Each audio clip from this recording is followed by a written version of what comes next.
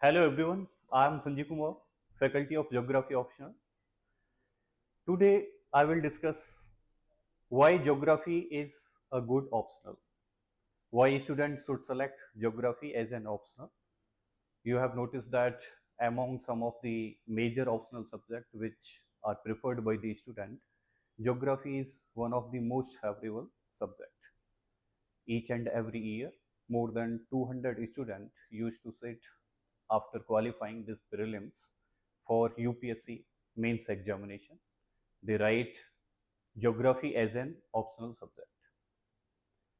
It is very much scientific as well as humanitarian subject, means it is blend of both. So both stream student, whether you are science based background student or whether you are humanitarian based background student, it doesn't matter. You can opt for geography optional because it likely to be suits very well and both the conditions. You will notice several things here which are associated with concept, your logic, primarily within your climatology. Maximum portion is more scientific. Further, in geomorphology, as well as in different other stream, uh, in some portion within Indian geography, more aligned with the science towards humanitarian background student. Several definitions, facts, or very interesting information throughout the India, throughout the world, you need to follow. If we talk about scoring, then geography optional is decent scoring subject. With better planning strategy, you can score 300 plus marks within geography optional. When students select geography optional or particular optional subject, then what are the major factors? What are such things which led to a student that students select geography as an optional subject? Number one, familiarity with geography topics and subtopics. If you will go through the syllabus portion, most of the previous year question paper, hope you have studied at least few things within your school examination. Means during school time period, you are very much familiar with these things, topics, etc. Number two, in everyday life, you generally follow several things. Suppose that, man, when you roam around India, across the globe, you notice several things. If some war is happening in particular country, if any major event that occurring in particular region of India or the globe, then people pay more attention over such region. And all such things are part of geography. In geography, various hills, mountains, passes, roads, tunnels, and what are major sites of conflict, all such things become very, very important. And sometimes certain sea routes, trades, ocean currents, all such things may be asked within your prelims, mains, or the optional subject. So, familiarity with geography as well as day-to-day relevance in your life, both are very important. Uh, Means they will help you directly while you select geography as an optional subject. Number three, when students decide about the geography optional, then they think about marks scored by some toppers here in recent years. So there are several students who have scored very decent mark, 270, 80 or up to 300, 300 plus marks within geography. So geography optional being one of the suitable choice. Another number four factor which also make a student why they should select the geography as an optional subject is about the resources. There are several technical subjects whose resource, if you search in the market, will not be available. But most of the students are very much familiar about different books for physical geography, for climatology, for Indian geography, for economic geography, environment geography. There are several NCRTs, means NCRTs from 6 to 12. They will also support not only within GS as well as within the optional subject. They entirely support you, means you will feel that you are already privileged in comparison to certain technical subject. You are little bit ahead than other students who are opting for very extreme literature kind of subject, yeah, very much technical, maybe engineering like subject, maybe mathematics, maybe certain physics, chemistry, etc., in which there is no such frequent relation of GS with the optional subject.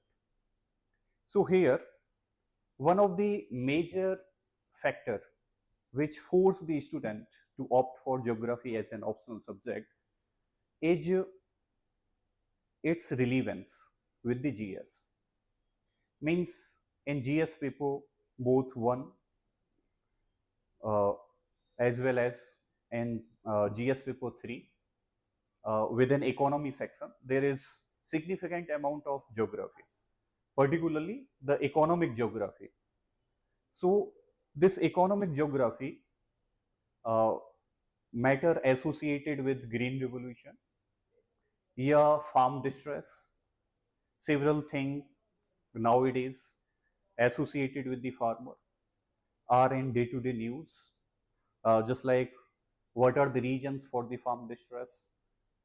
There is change in the climate which is leading to affect the production, overall production of the farmers, crop production.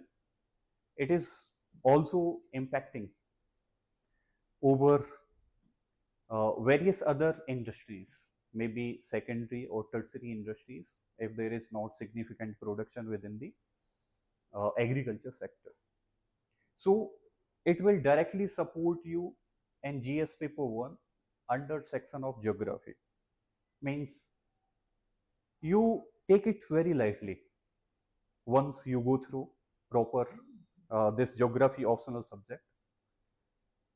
Then you will feel that there is no requirement for separate preparation of GS subject. This geography section and the major section within your economy, GS paper 3. So you likely to be sail through with ease. It means here you can say within prelims, if you comprise this geography subject, then within prelims there are total around 14 to 16 questions each and every year likely to be raised from the geography most of the time. So 15 to 16 question may be equivalent to near about 30 marks, yeah, 32 marks for the prelims. It provides you significant advantage in qualifying prelims exam. Number 2, within mains, geography, out of 250, around 100 marks, maximum weight is carried by this geography. You can also likely to be receive near about 60 to 70 marks out of near about 100 marks within the mains. That will help you. Within economy section, maybe up to 50, 60 marks, this geography will help you. So in that way, you likely to be privileged in comparison to some other student. Now, within paper 1, just like geomorphology, in geomorphology, development of landform, etc., yeah, continental drift, plate tectonic, tsunami, all such things you have already learned, you have noticed several examples in recent time period. So that will not look like very strange. In climatology, there are so many interesting topic, very interesting topic. Means heat budget related topic, maybe atmospheric circulation, pressure belt related, weather climate phenomena. You will love it, weather or climate differences or different climate of different regions in India as well as across the globe. Further, what kind of phenomena that led to rainfall, led to windstorm, led to hailstorm, or different form of precipitation. Then oceanography. Oceanography it is also quite interesting, in which sea floor, heat buzzard, tides, ocean current, all such things you likely to be notice, yeah, enjoy. What are the region that led to formation of some largest desert across the globe? Why uh, cold ocean current generally have the desiccating effect over western portion of the continents? Means what are the major regions? Why most of the large desert of the globe are located towards western margin of the continent? Why there is more rainfall towards eastern side of continent? Why some of the richest fishing ground across the globe located around Newfoundland, uh, this uh, coast of USA, Canada, or around the Japan? What are the regions? What are mysterious things inside the ocean? All such things you likely to be noticed over there. Then biogeography. In biogeography, classification, distribution of soil, different types of soil that found inside India across the globe, major gene pool that existed around the world, means from where different kind of species uh, grow in wild. Then gradually farmer started to cultivate, yeah, domesticate it. Then environment geography. Environment geography is very much interesting and more important from current affair perspective, especially climate related matters. Yeah, how to conserve different biodiversities. Yeah, the role of sustainable development. All such things you will notice within environment geography. Then human geography. Some of the students find it more suitable. Some of the students may be little bit reluctant towards the human geography. So either you can initiate with the human geography, or after physical geography you can go for human geography, depend on your own interest. So there are various areal differences. Why these areal differences existed? What are regional synthesis, human welfare approaches, cultural development across the globe? All such things we used to study within this human geography. Then economic geography, very interesting. Uh, Energy crisis across the globe. Then different agriculture region, food and nutrition problem in different region. What are major regions across India, across the globe, where industries are growing in very uh, extensive way? So all such thing you will study within economic geography. Then population and settlement geography. Population and settlement geography will help you in understanding distribution of population across the globe and how this settlement happen. Means what are the regions that there might be different circular, rectangular settlement, yeah, arrangement. Then certain problems associated with the urbanization, unsustainable urbanization. Then regional planning, different regions planning, model theories, laws in human geography. So all such thing you likely to be study. Then in paper number 2, just like physical setting, within physical setting, Indian monsoon, drainage system, physiographic region, soil types and distribution in India. You likely to be study around 10 types of the soil, and you will better understand what kind of crop likely to be grown in particular kind of soil, what is soil profile, how soil develop, what are the regions behind it. Okay, in different regions, why different kind of soil developed, and why there is variation in the cropping pattern across different regions. Then resources, various kind of mineral resources, yeah, marine resources, yeah, land or groundwater resources, all such thing. Agriculture, very much interesting topic, and nowadays it is, you can say, hot topic, and most of the question within the prelims, within the mains GS paper 3 are coming from agriculture sector. Various kind of farming, dry land farming, commercial farming, sustainable farming, organic farming, zero budget based farming. Question has been raised in all uniformly within the prelims, mains or optional subject. So industry, etc., liberalization, globalization, privatization, you will also study within economy, but economy geography you will also study here. Various kind of economic zone, a special economic zone that existed, what is territorial water, yeah, up to what extent you possess right over exploitation of minerals.